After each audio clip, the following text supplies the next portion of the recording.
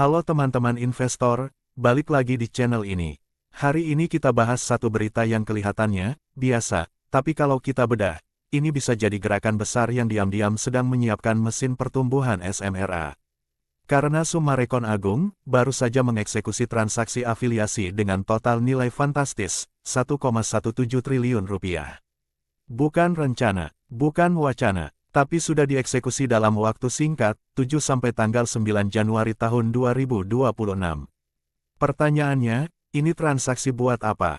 Ini bagus atau bahaya? Dan, apa dampaknya buat harga saham SMRA? Yuk kita bedah pelan-pelan. Satu, cerita besarnya, 1,17 triliun rupiah itu mengalir kemana? Oke, kita masuk ke inti berita. SMRA melakukan transaksi afiliasi berupa suntikan modal, penambahan penyertaan modal di banyak entitas anak usaha.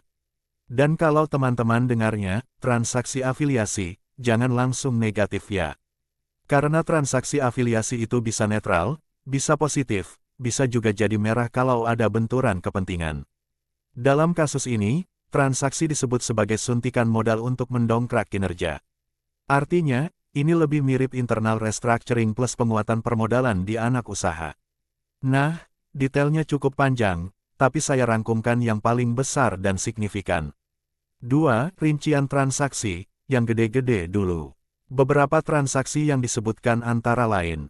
SMRA menginjeksi modal ke SPD, Summarecon Property Development, sebesar 330,04 miliar rupiah. Lalu SPD plus Setiawan Dwi Tunggal menambah modal Surya Selatan Cemerlang sebesar 206,17 miliar rupiah.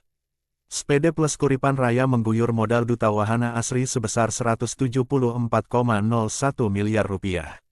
Ada juga beberapa suntikan modal lain ke entitas seperti Serpong Cahaya, Selaras Maju Mandiri, Mahakarya Reksawarga, Mahakarya Mitra Kreasi, Serpong Tatanan Kota, dan banyak lainnya.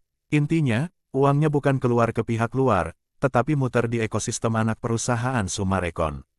Kalau kita sederhanakan, ini seperti SMRA bilang, gue isi bensin dulu ke mesin-mesin kecil, supaya mesin besar bisa jalan lebih ngebut.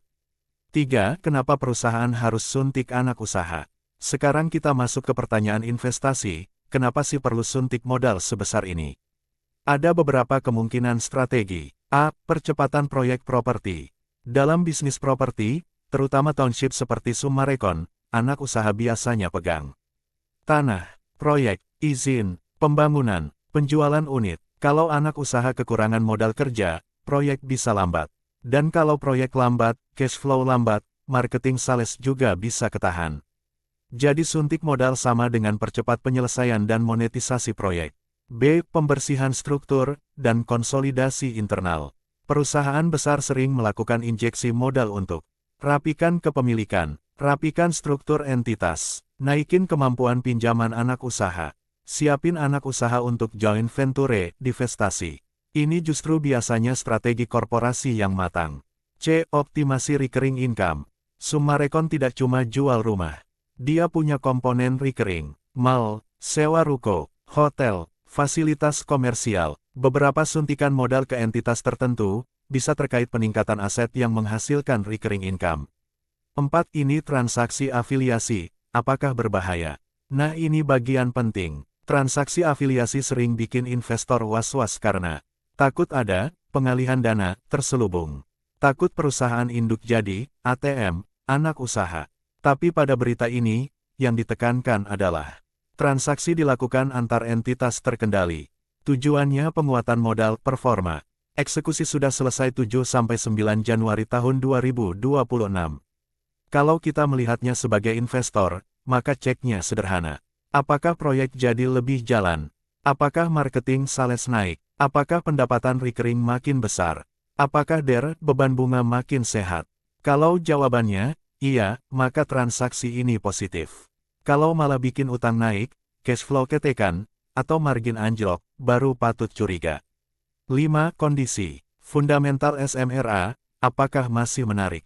Sekarang kita perlu tempatkan berita ini dalam kondisi fundamentalnya. SMRA itu emiten properti township yang sudah mapan.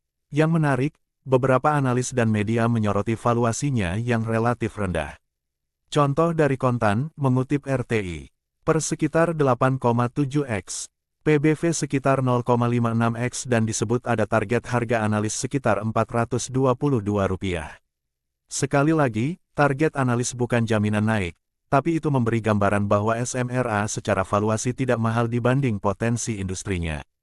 6. Proyeksi pergerakan harga SMRA ke depan, bahasa simpel.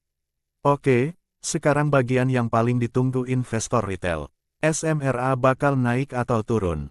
Jawaban profesionalnya, tergantung market, tapi kita bisa bikin skenario. Skenario 1, bullish, saham berpotensi lanjut naik. Saham SMRA bisa lanjut naik kalau 1.